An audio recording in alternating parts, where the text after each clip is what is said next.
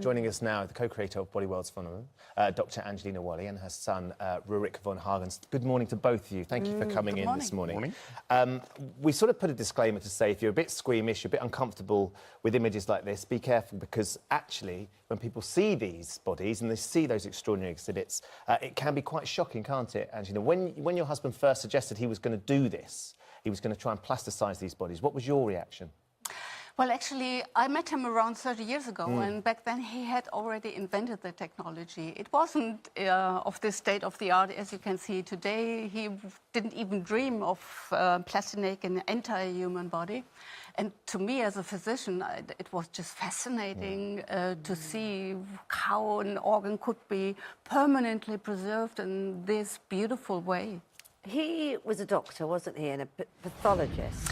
He's an anatomist. Okay. He was actually not necessarily be prepared to become an anatomist, so he just by chance came to this idea of plastination, and ever since he devoted his entire career to continue. But just tell us why he wants to do it, because for many people, medicine would be about saving lives, preserving life. And for him, there's a fascination in the way the body works in death and the way it is in death. Well, in fact, he ended up just by chance in anatomy. He wanted to prepare for the American States exam, and he needed just time to learn.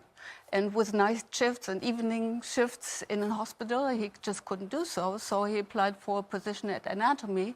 And at that time, working there as a scientist, he came up with this idea and with the invention of plastination.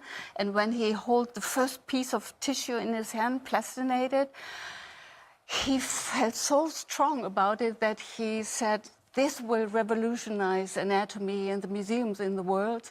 And our understanding of our own bodies as well, I guess.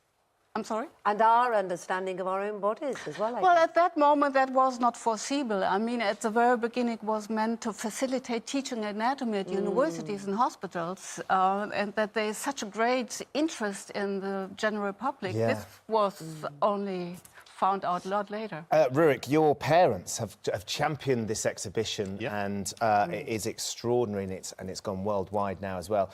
Do people ever been strange for you as a young boy with parents thinking that actually there's something a bit macabre about this, it's a bit creepy? Did you ever struggle with what was happening? No, I mean, for me, this was quite normal. So if I would ask you when was the first time that you've seen a flower, this is a question. If you ask me when was the first time I've seen a dead body, I can't even remember.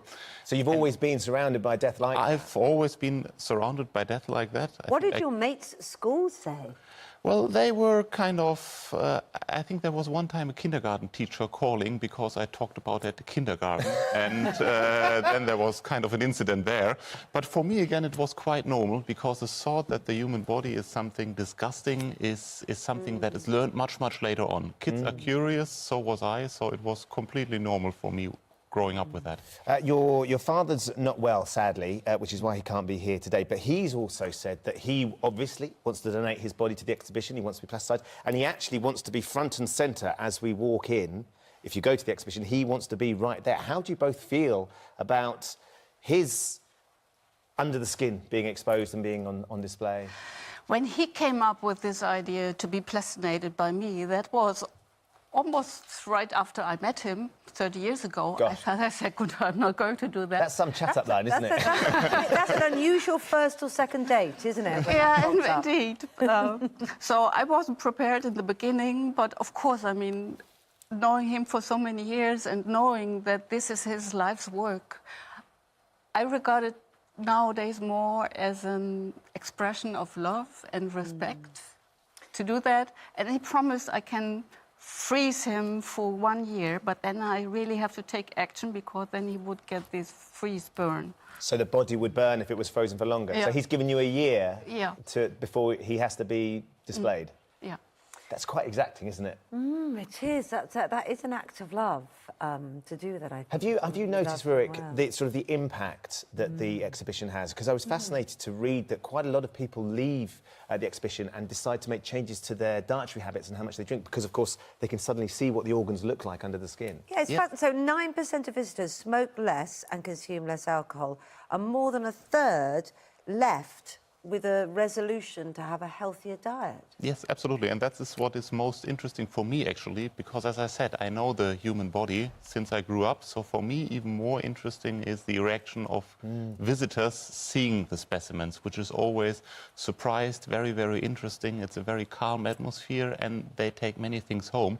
So this reaction is, yeah, for me personally, even more interesting than the specimen.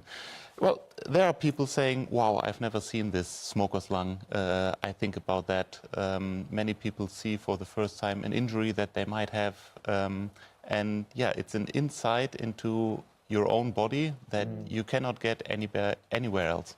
There's that extraordinary exhibit that Nick was just showing us of the human riding a horse, and the horse has been plasticized as well, which is so dramatic. I remember that vividly when I saw it. Is there anything, Angelina, you've not been able to do, that your husband hasn't been able to sort of quite get right in the exhibition yet? Yeah, my husband is still dreaming of a blue whale, because this is the largest animal on Earth.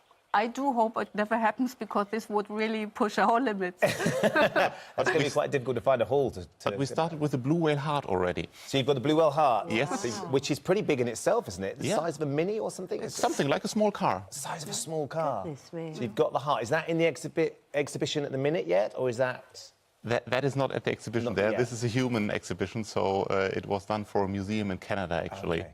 But at some point, maybe the blue whale, fascinating. that would be some legacy. It's been absolutely lovely to meet you both. Do send our best to your husband and your father as well. Thank you so much for having us. We will enjoy. I'm certainly going to take my kids along to that exhibition. Can't wait. I mean, it was sort of late 90s, I think. It was the late 90s. was in, I think the Brick first one was Lane. 95 in Japan, wasn't it? And I remember when it arrived over here, it was absolutely fascinating. And we didn't have kids then, did we? No, we didn't. So they will be fascinated to see. Thank you, Rick. Thank you, Angelina. Thank you. Thank you.